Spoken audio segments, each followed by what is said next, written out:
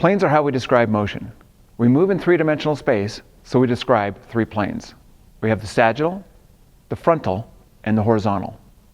But first, what's a plane? A plane is an imaginary flat surface that goes on infinitely forever with zero thickness. When I move in the direction of that plane, I'm said to be moving in that plane. If I move in the direction of my skis, fore and aft, I'm moving in a sagittal plane. Fore and aft, anything I do in that plane, whether it's flexion, extension, moving towards my tips, moving towards my tail, my rear end sinking down, is in that sagittal plane. I'm moving in the direction of that plane. You could almost think of it as that piece of plywood is running the length of my skis, and I would be moving on it. If I had paint on the outside of my legs or even my arms, I would be repainting the surface of that plywood. I'm moving in that plane. I'm moving in the direction of that plane. This fore and aft is sagittal.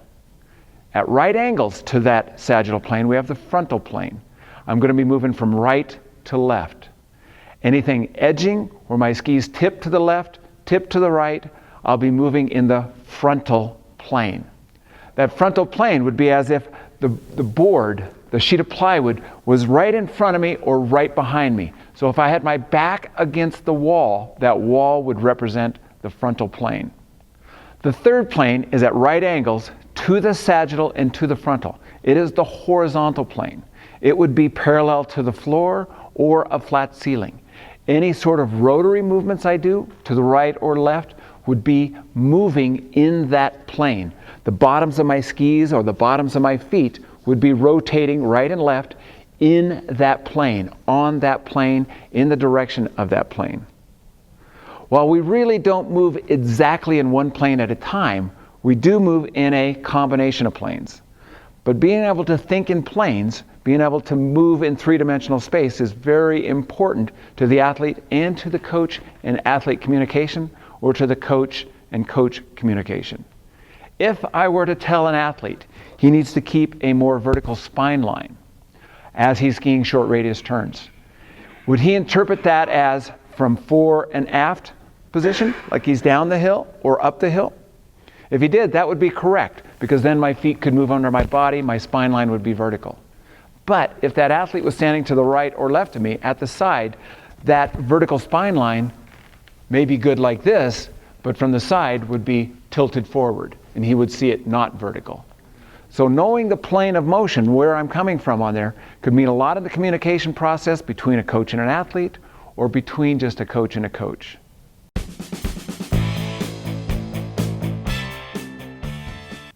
Center mass. Center mass is just that, the center of a mass. First, why even talk about the center of mass? Well, center of mass will determine balance. We have center of mass over base of support in line with external forces. The center of mass trajectory determines where that body will go.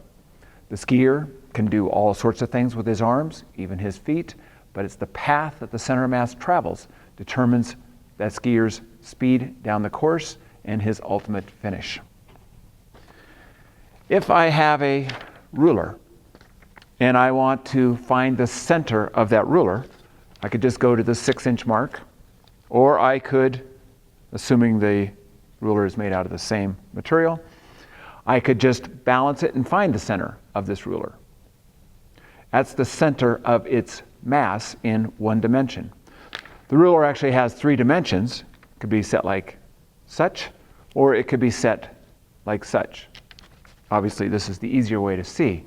A skier, a human being, everything has 3 dimensions. We have a height, a width, and a depth.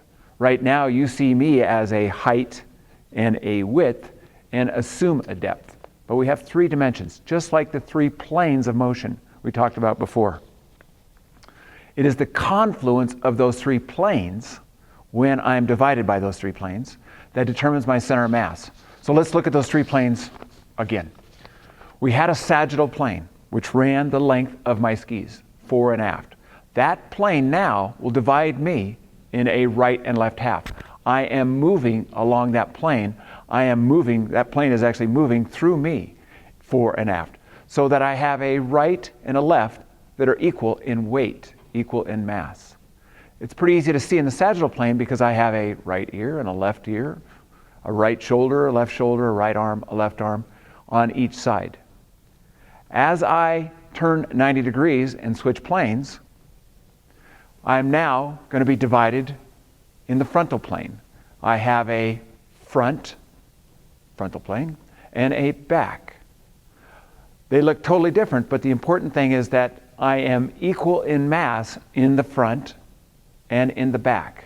If I were balancing on a teeter-totter or a seesaw, I would be able to have the same mass in the front and in the back. The third plane is the horizontal plane. It's going to be about at my navel or slightly below. That's going to divide my bottom half and my upper half into two equal segments. Now also when I'm skiing, I have mass, additional mass, by the weight of the skis. I also have additional height by the risers and bindings that are on the skis and the skis themselves. Those will raise my center of mass. The heaviness, the weight of those things will actually lower my center of mass. On average, it's going to be about the same. The important thing is that half the body weight is going to be on each side of that plane that's dividing me in half. Half my body weight will be on the right, half my body weight will be on the left. Half my body weight will be on the front, half my body weight will be on the back. Half my body weight will be on the upper part of my torso, half my body weight will be on the lower part of my torso. As I move in space, I can also change my center of mass. When I'm standing just in anatomical position, it's fairly easy to find. On a two-dimensional screen, you can kind of go width and height and depth and assume there's a center of mass. But as I'm in a ski position, imagine I'm extremely angulated. That center of mass could actually be outside of my body. If I had a donut or a bagel that has a hole in the middle, the center of its mass will be in the hole. While not part of the mass, that's where its center of those three planes, dividing that bagel or donut in half, each dimension would be in the hole of that donut. Lastly, we talk about center of mass. Some people call it the center of gravity. It's basically, for our purposes, the same thing.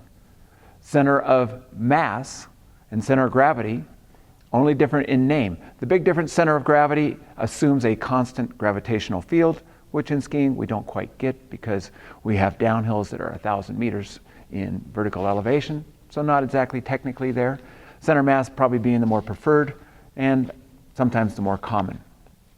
So just to summarize, center of mass is the confluence of those three planes. We saw earlier, we move on those planes. Those planes also divide us into three planes, into two equal sides. Sagittal, left and right, frontal, front and back, horizontal, upper and lower. The confluence of those three planes is the center of mass.